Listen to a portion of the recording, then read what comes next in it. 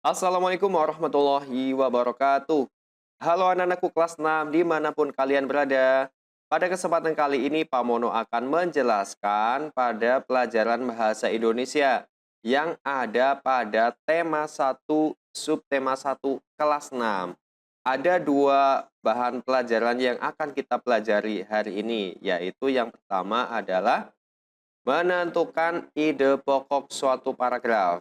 Kemudian yang kedua adalah saya akan memberikan contoh menentukan ide pokok dalam suatu paragraf.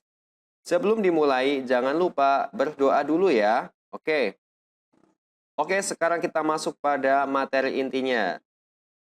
Nah, perlu kalian ketahui ya, jadi dalam suatu paragraf itu pasti terdapat yang namanya kalimat utama dan kalimat penjelas.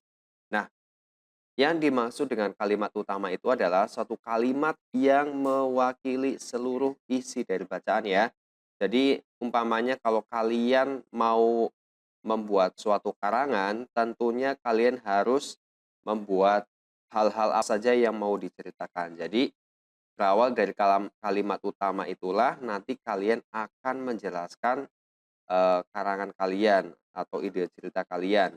Nah, jadi dalam suatu paragraf itu kan tadi ada kalimat utama dan kalimat penjelas.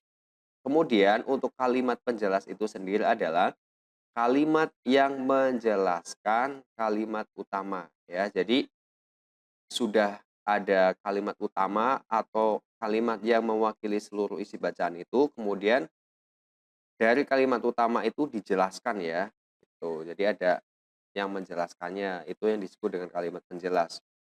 Oke, langsung aja kita masuk ke langkah-langkah dalam menentukan ide pokok suatu paragraf. Nah, yang pertama ini kalian itu harus membaca keseluruhan isi teks bacaannya ya. Nah, jangan sampai terlewatkan. Oke, kemudian yang kedua adalah kalian harus bisa menemukan kalimat utama tiap paragrafnya. Nah, jadi dalam suatu paragraf atau tiap paragraf itu pasti ada kalimat utamanya ya. Nah, kalimat utama ini sifatnya umum ya dan memuat keseluruhan isi dari paragraf ya, sudah dijelaskan tadi.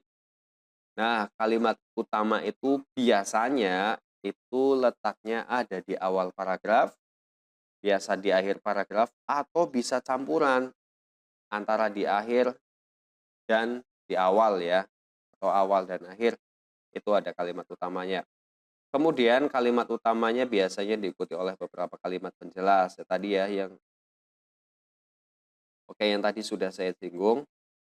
Setelah kalian menentukan kalimat utamanya, kira-kira sudah ketemu, kemudian kalian itu menentukan inti bahasan dari kalimat utama ya yang bisa dijadikan gagasan pokok atau ide pokok ya. Jadi setelah kalian menemukan kalimat utamanya, nah kalimat utama biasanya panjang nih. Nah, setelah itu sudah ada kalimat utamanya panjang, kemudian kalian sederhanakan lagi ya. Disederhanakan lagi menjadi yang namanya ide pokok atau gagasan pokok. Oke, apakah kalian sudah siap? Kalau sudah siap, yuk langsung aja kita mulai ya. Ini adalah contoh menentukan ide pokok suatu paragraf. Nah, ini ada suatu bacaan ya. Jagung merupakan salah satu tanaman yang dijadikan bahan makanan pokok di berbagai daerah, juga di Indonesia. Contohnya, penduduk Pulau Madura menjadikan jagung sebagai makanan pokoknya. Jagung merupakan salah satu tanaman penghasil karbohidrat yang sangat diperlukan oleh tubuh. Nah, kita cari tahu ide pokoknya ya.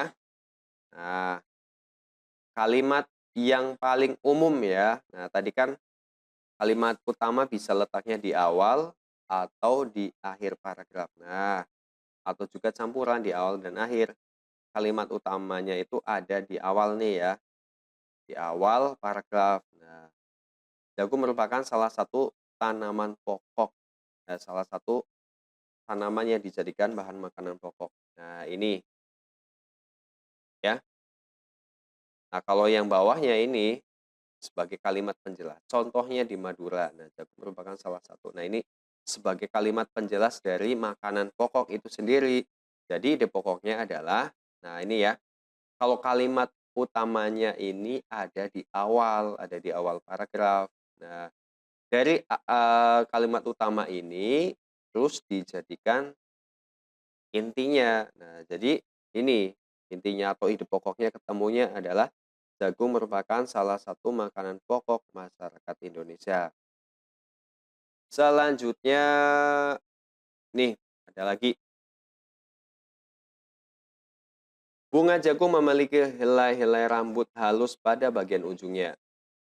Pada helai rambut tersebut terdapat tepung sari. Tepung sari akan terbang terbawa angin ketika angin bertiup. Tepung sari yang terbawa angin sebagian akan jatuh di kepala putik yang terletak di bagian bawah bunga pada pohon jagung yang lain. Ketika itulah terjadi pembuahan. Nah, itu pokoknya apa ya? Kalau kita baca di atas ini, bunga jagung memiliki helai-helai rambut yang halus pada ujungnya. Nah, ini kira-kira langsung aja ditebak sebagai kalimat penjelas ya. Nah, ini bagi penjelasan. Kesimpulannya yang mana? Kesimpulannya tidak lain adalah di akhir kalimat ya. Ketika itulah terjadi pembuahan. Nah, jadi intinya itu adalah proses pembuahan pada tanaman jagung. Ini ya. Atau bisa juga apa namanya? Ide pokoknya pembuahan pada tanaman jagung itu juga bisa ya. Oke, berikutnya ada lagi nih. Supaya jagung selalu tersedia sebagai bahan makanan manusia, maka petani jagung harus menanam kembali sebagian biji jagung dari hasil panen. Biji jagung yang tua dapat ditanam kembali. Dari sinilah akan dimulai lagi perkembangbiakan jagung. Oke, ide pokoknya adalah, nah ini ide pokoknya adalah perkembangbiakan jagung dimulai dengan menanam jagung. Nah, pada paragraf ini ada 3 kalimat ya. Langsung aja, dari sinilah akan dimulai perkembangbiakan jagung. Nah, ini kalimat utamanya itu ada di awal dan akhir paragraf. Nah, ini ya. Jadi ini sudah ketemu, kalian tahu ya. Jadi kalimat utamanya itu ada di awal dan akhir paragraf. Kesimpulannya ini nih, perkembangbiakan jagung dimulai dengan menanam jagung. Oke, selanjutnya adalah Indonesia mengekspor hasil bumi seperti timah, tembaga, besi, minyak, gas, dan nikel. Selain itu, Indonesia menghasilkan pupuk, tapioka, karet, kopi, kelapa sawit, dan tembakau. Ikan tuna, udang, dan teh juga diekspor ke negara lain. Nah, ide pokoknya adalah apa nih? Kalau kalimat utamanya sudah jelas ya, Indonesia mengekspor hasil bumi dan lain sebagainya. Nah, ini kalimat penjelasnya ini, yang kedua sampai ketiga ini merupakan kalimat penjelas ya. Sudah sangat jelas sekali di sini dijelaskan di bawahnya itu adalah barang yang diekspor Indonesia ya. Nah, jadi langsung aja dari kalimat utama ini disingkat atau dibuat kesimpulan. Kesimpulannya adalah barang yang diekspor Indonesia. Oke, misalnya kalau ada pilihan ganda kalian bisa memilihnya yang lebih kesimpulannya lebih jelas lagi gitu ya. Oke, demikian pembelajaran bahasa Indonesia ini. Semoga bisa bermanfaat. Jangan lupa dukung channel Pak Mono dengan subscribe, aktifkan tombol loncengnya, terus like, share, dan komen. Terima kasih. Assalamualaikum warahmatullahi wabarakatuh.